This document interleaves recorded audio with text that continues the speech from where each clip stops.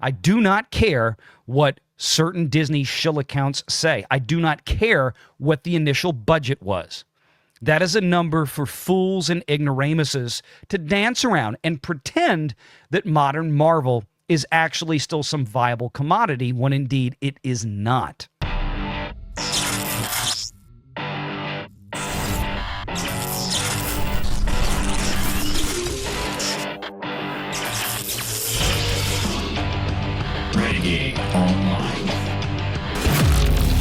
What we've got here is the weekend report for Captain America 4. And kids, Captain America 4, Brave New World is done. It's done. It's absolutely done. It's looking at about a $15 million third weekend here.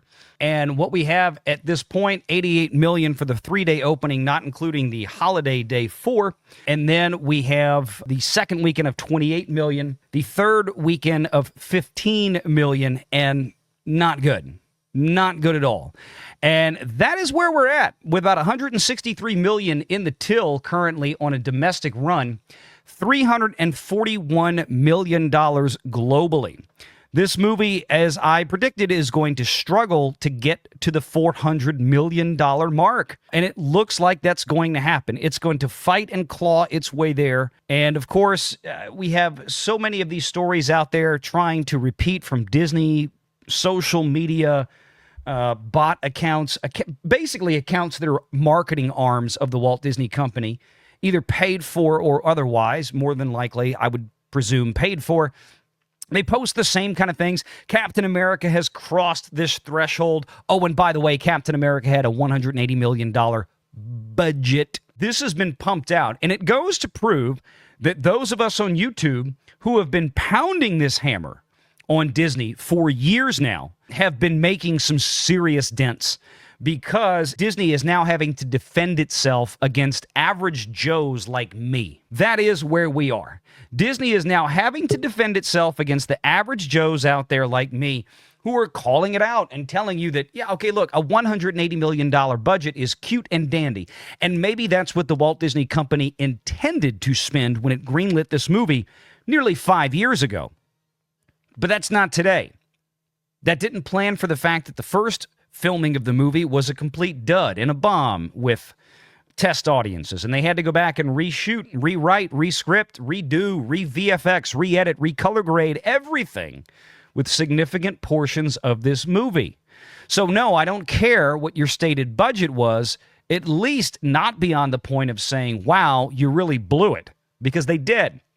This movie is going to come down with about a $300 to $350 million cost net after any film tax credits that Disney gets. And that's before they spend a dime in marketing, which is probably at least another $100 million, if not $150. But let's split the difference.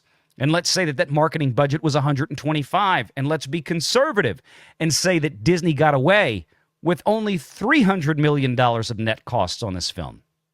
Well, that means that Disney, at $425 million of all-in costs on a ridiculously absurd low end, still needed this movie to get to somewhere around $850 to $900 million in the retail box office just to clip a break-even point.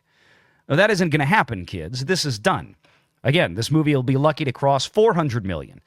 In reality, the Walt Disney Company is looking at a classic Marvel Phase 4 and 5 bomb. And what I mean by that is they're going to lose about $200 million on this movie. I do not care what certain Disney shill accounts say. I do not care what the initial budget was. That is a number for fools and ignoramuses to dance around and pretend that modern Marvel is actually still some viable commodity when indeed it is not. Deadpool and Wolverine certainly is an exception to the rule, but the rest of the Marvel phase is nowhere to be found when it comes to the audience.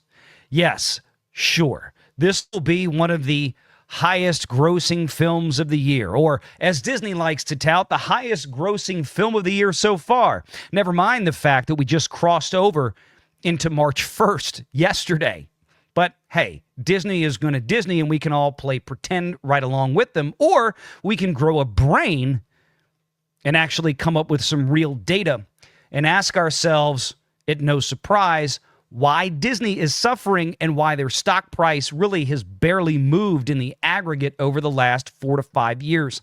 Yeah, it had a spike up to $200 a share, but that was short-lived, and it's right back down to where it was pretty much pre-COVID. Nothing looks like it's going to change. And with things at Disney falling apart like linear broadcast, and hey, remember when Disney got engaged with Penn? You know, that sports betting company? Oh, yeah. By the way, Penn is now looking to break the contract to use an opt-out clause because the marriage with ESPN and all the money that sports book spent to get that license, that name, that brand recognition of ESPN apparently has done nothing for them, losing $100 million in the last fiscal quarter by my read, and that was with ESPN included. Congratulations. Disney is on a ship that is taking on a lot of water. Nobody seems to have a bilge pump right now. Make sure you're subscribed to Valiant Renegade and join us every Sunday at 6 p.m. Eastern for the live show.